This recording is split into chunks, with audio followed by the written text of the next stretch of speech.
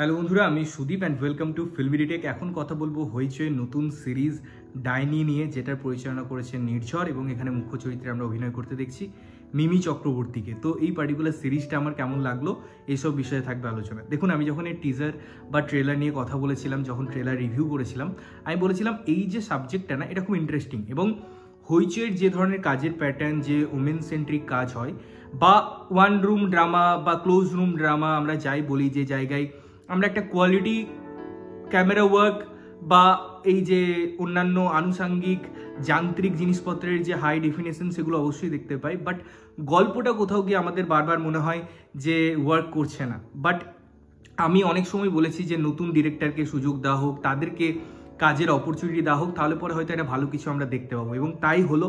নির্ঝর এর আগের যে সিরিজ করেছে শিকারপুর, যেটা আমার খুব পছন্দের একটা কাজ, এবং সেখানে যেভাবে কাজটাকে প্রেজেন্ট করেছিল নির্ঝর, তারপর আমার নির্ঝরের সাথে একটা ইন্টারভিউতে কথা হয়েছিল, তার ভিশন, উত্তরবঙ্গের ফ্লেভার, একটা ফ্রেশ অ্যাটেম্প্ট, এই সমস্ত কিছু দেখেছিলাম। এবারে ডাইনি নিয়ে যদি কথা বলি, এরও প্রেক্ষাপট কোথাও গিয়ে উত্তরবঙ্গে শিফট হয় এবং এটা একটা সার্ভাইভাল ড্রামা, এবং যেভাবে একটা গ্রাম বা আমরা এই সমাজে থেকেও, এই সময়ে থেকেও, যেটা সব থেকে বেশি ইম্পর্টেন্ট, লাস্টের দিকে তারা ক্রেডিটের সময় এই জিনিসগুলোকে হাইলাইট করেছে যে 2024, 2023, 2020 এই সমস্ত জায়গাতেও কিন্তু বিভিন্ন গ্রামে বা একটা আমরা যদি প্রত্যন্ত এরিয়ায় চলে যাই, সেখানে এখনো মানুষকে ডাইনি জ্ঞানে মেরে ফেলা হয়, কখনো তাদের উপর টর্চার করা হয়। তো আমার মনে হয় সাবজেক্টটা খুব ইম্পর্টেন্ট এবং এখন দাঁড়িয়ে প্রাসঙ্গিকও, কেননা এরকম দৃষ্টান্ত বা এরকম জিনিস আমরা সচরাচর বিভিন্ন জায়গায় দেখতে পাই। হয়তো সেটা খুব বেশি একদম শহর কেন্দ্রিক জায়গায় হয় না, বাট একটু বাইরে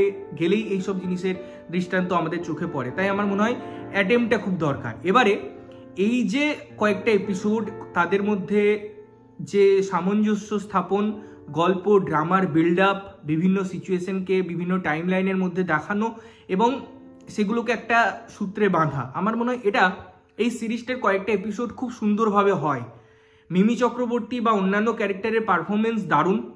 কিছু কিছু ক্যারেক্টার হয়তো খুব নোন ফেস আছে, গল্পে তাদের স্পেস খুব কম, কিন্তু তার সত্ত্বেও তাদের ইনপুট কিন্তু এই সিরিজে দেখা গেছে, যেটা একটা ভালো দিক বলে আমি মনে করি। এবার দেখুন, এর দুটো প্রেক্ষাপট আছে। আমরা একটা ছোটবেলার একদম তাদের সিচুয়েশন দেখছি, যেটা ঘুরে ফিরে আসছে, দুই বোনের গল্প, যেহেতু একটা মিড এজের কথা বলছি, যেখানে মিমি চক্রবর্তী চলে যায়, যেটা আপনারা ট্রেলারে দেখেছেন, এবং পরে তিনি ফিরে আসছেন, কেন আসছেন এবং তার বোনের এই পরিস্থিতির সাথে কিভাবে সে ফাইট করছে, কেন গ্রামবাসীরা তাকে ডাইনি বলে বা তার বোনকে ডাইনি বলছে।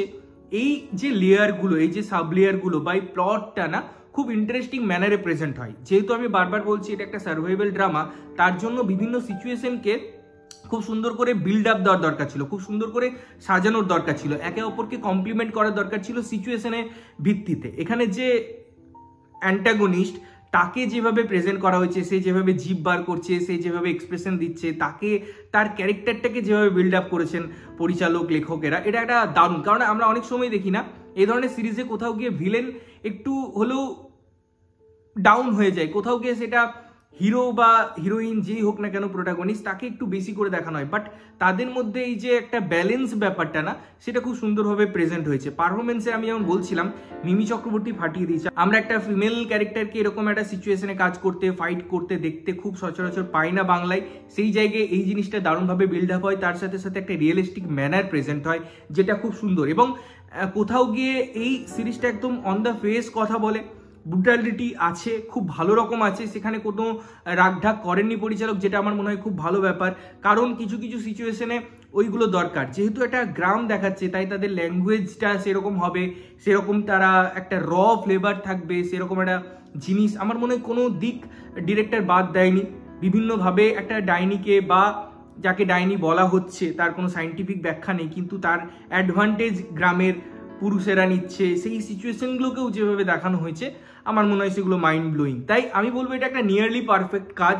সমস্ত দিক, সমস্ত ডিপার্টমেন্টকে খুব সুন্দরভাবে ব্লেন্ড করে। মিউজিক হোক, যেভাবে হাই নোটের মিউজিকগুলো আসছে, সিচুয়েশনাল যেভাবে সেগুলো ব্লেন্ড হচ্ছে, এগুলো দেখতে ভালো লাগে। সুতরাং এটা একটা টেকনিক্যাল মানে ওয়েতে স্ট্রং কাজ করা হয়েছে। এর পারফরমেন্স বেল্ট খুব সুন্দর, এর ওভারঅল অ্যাম্বিয়েন্স, তার যে একটা অনুভূতি, ফিল, সেগুলো দারুণভাবে প্রেজেন্ট হয়। এবারে এই সিরিজটা নিয়ারলি পারফেক্ট কেন? কারণ এই সিরিজের মধ্যে কিছু কিছু জিনিস ছিল যেগুলো আরও বেটার হতে পারতো। প্রথম 3টে এপিসোডে বিল্ড আপ সুন্দর, কিন্তু আমি যদি বলি যে এইরকম সার্ভাইভাল ড্রামাতে না একটা টেনশন মোমেন্ট ক্রিয়েট করার খুব দরকার, যেটা লাস্টের 2-3টে এপিসোড থেকেই গ্রাফটা উপরের দিকে উঠবে। কারণ একদম ক্লাইম্যাক্সে যাওয়ার আগে এই যে একটা সিচুয়েশন ক্রিয়েট করা, যদিও আমরা দেখি এটা একটা ক্লোজ রুম সার্কিটেই কাজটা করা হয়েছে, কারণ ওই হসপিটাল এবং তার বাইরে এই সিচুয়েশনটাকেই পুরোপুরি ক্যামেরায় ক্যাপচার করা হয়েছে। এটা শুনতে যতটা ইজি লাগে হয়তো ইজি, বা এর একটা অন্য দিকও আছে যেটা বিভিন্ন ক্যামেরা অ্যাঙ্গেল থেকে বিভিন্ন সিচুয়েশন দেখিয়ে সেগুলোকে বিল্ড আপ করার ব্যাপার থাকে। তো এই দুটো জিনিসের ঠিকঠাক ব্যালেন্স আছে, বাট আমার কোথাও গিয়ে মনে হচ্ছিল টেনশনটা আর একটু বিল্ড আপ হওয়ার দরকার ছিল। এবং লাস্টের এপিসোডগুলো দেখবেন আপনারা সচরাচর সিরিজের ক্ষেত্রে যে একটু বড় হয়, কারণ সেখানে একটা ক্লোজার দেওয়ার সময়, কনক্লুশন দেওয়ার সময় একটু টাইম নিয়ে বিল্ড আপ দিয়ে সিচুয়েশনটাকে বুঝিয়ে ভালো করে ক্লোজ করার ব্যাপার থাকে। বাট এখানে না, 4টে এপিসোডের পর থেকে তাড়াহুড়ো শুরু হয়ে যায়, যে সিরিজটাকে আমাকে এবারে কমপ্লিট করতে হবে। সেই দিকে আমাকে দেখানোর জন্য অনেকগুলো ইনসিডেন্ট আছে যেগুলো হয়তো একটু টাইম টেকিং করার দরকার পড়ছিল, বা এই সিরিজের স্ক্রিন প্লে সেটা ডিমান্ড করছিল, বাট সেটা কোথাও গিয়ে আমার মনে হয় একটু তাড়াহুড়ো হয়ে গেছে। এই দুটো জিনিসই সিরিজে আমার মনে হয়েছে বেটার করা যেতে পারতো, টেনশন বিল্ড আপ এবং তাড়াহুড়ো না করা। আদারওয়াইজ সিরিজটা দারুণ একটা সিরিজ। এর অভিনয়ের দিক হোক, যেমন আমি বলছিলাম, বা টোটাল আমি যদি এর ক্যারেক্টারিস্টিকের কথা বলি, ডাইরেকশনের কথা বলি, এই বয়সে নির্ঝর যেরকম কাজ করছে সত্যি হ্যাটস অফ।